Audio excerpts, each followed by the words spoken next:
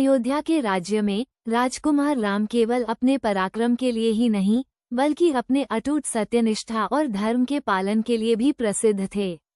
एक दिन जब राम अभी बालक ही थे, एक वृद्धा महल के द्वार पर आई।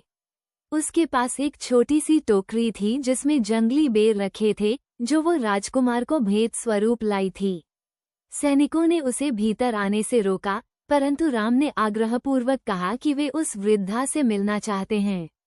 वृद्धा ने स्नेहभरे स्वर में कहा, ये बेर बहुमूल्य तो नहीं, परंतु सच्चे हैं और मीठे भी जैसे आप हैं।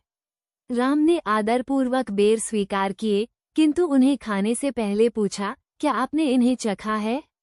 वृद्धा ने संकोचपूर्वक सिर हिलाया और कहा, हाँ पुत्र, कुछ चखे थे, ये देखने के लिए कि कहीं कड़वे तो नहीं।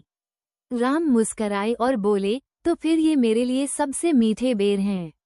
उन्होंने प्रेमपूर्वक वे बेर खा लिए और सबको ये सिखाया कि किसी भेंट की सच्चाई और भावना उसकी भव्यता से कहीं अधिक मूल्यवान होती है। राम के इस सरल कर्म ने उनके महान चरित्र को दर्शाया, करुणा, विनम्रता और सत्य के प्रति अडिग निष्ठा। उसी दिन से अयोध्यावासी उन्हें केवल एक राजकुमार नहीं, बल्कि एक आदर्श पुरुष मानने लगे।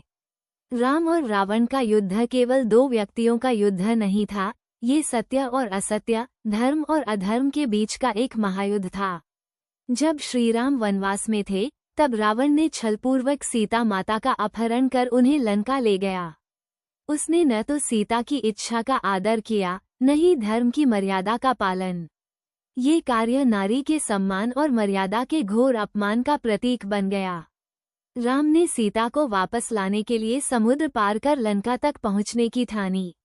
इस युद्ध का उद्देश्य केवल पत्नी को वापस पाना नहीं था, बल्कि यह भी सिद्ध करना था कि नारी सम्मान की रक्षा के लिए यदि युद्ध भी करना पड़े तो वो धर्म है। जो अहंकार में अंधा होकर अधर्म का साथ देता है, उसका अंत निश्चित है। इस युद्ध के माध्यम से श्रीराम ने संपूर्ण मानवता को ये संदेश दिया कि धैर्य, विवेक और धर्म के साथ यदि अन्याय के विरुद्ध खड़ा हुआ जाए तो जीत सदा सत्य की होती है। लंका का युद्ध अपने अंतिम चरण में पहुंच चुका था। राम और रावण आमने सामने खड़े थे, एक ओर धर्म और सत्य के प्रतीक श्रीराम, दूसरी ओर अहंकार और अधर्म का प्रतीक रावण। रावण का रथ स्वर्ण से मढ़ा हुआ था, उसके पास शक्तिशाली अस्त्र शस्त्र और अपार शक्ति थी। वहीं श्रीराम नंगे पांव एक साधारण धनुषधारी के रूप में खड़े थे, पर उनके पास था धर्म, बल, प्रभुता और अपराजय आस्था।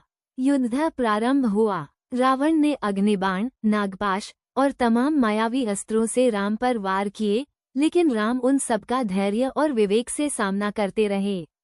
राम ने ब्रह्मास्त्र की अनुमति मांगी और जब समय आया, उन्होंने उसे रावण की नाभि की ओर लक्षित किया, जहां उसका अमरता का रहस्य छिपा था। ब्रह्मास्त्र सीधे रावण की नाभि में जाकर लगा। रावण कांप उठा, उसका विशाल शरीर भूमि पर गिर पड़ा और लंका की धरती एक पल को स्तब्ध रह गई। रावण का अंत हुआ, अधर्म का नाश हुआ, विजय हुई सत्य, संयम और धर्म की। श्रीराम ने रावण का अंतिम संस्कार विधिपूर्वक कराया, ये दिखाते हुए कि एक राजा, एक योद्धा, चाहे शत्रु ही क्यों न हो, यदि विद्वान और पराक्रमी है तो उसका सम्मान करना चाहिए।